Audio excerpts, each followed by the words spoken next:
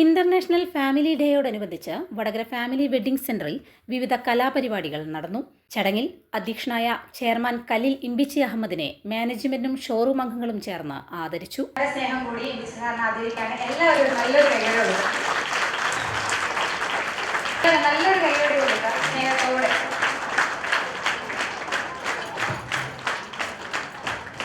ഫാമിലിയുടെ കുടുംബം മാത്രമാണ് വളരെ സ്വകാര്യതയിൽ നമ്മൾ നിൽക്കുന്നത്.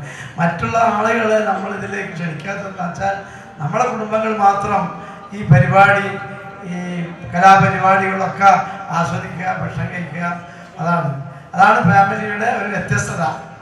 നമ്മൾ മനസ്സിലാക്കേണ്ടത്, ഫാമിലി വെഡ്ഡിങ് സെൻറ്റർ വടകരയിൽ വന്നിട്ട് ഏകദേശം 13 വർഷമായിക്കൊണ്ടിരിക്കുകയാണ്. അപ്പോൾ അതിൻ്റെ കൂടി ഒരു ആഘോഷമാണ് നമ്മളിവിടെ കാഴ്ചവെക്കുന്നത്.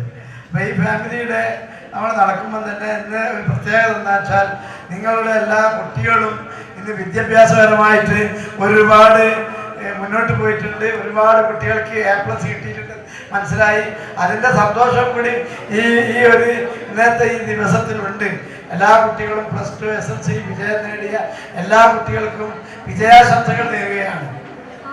അതോടൊപ്പം തന്നെ എല്ലാ ആളുകളും പിന്നെ നമ്മൾ ഈ പരിപാടി കഴിയുന്നത് വരെ ഇവിടെ ഉണ്ടാവണം. ഈ പരിപാടിയിൽ പങ്കെടുത്ത് ഈ സമയം കളയേണ്ട.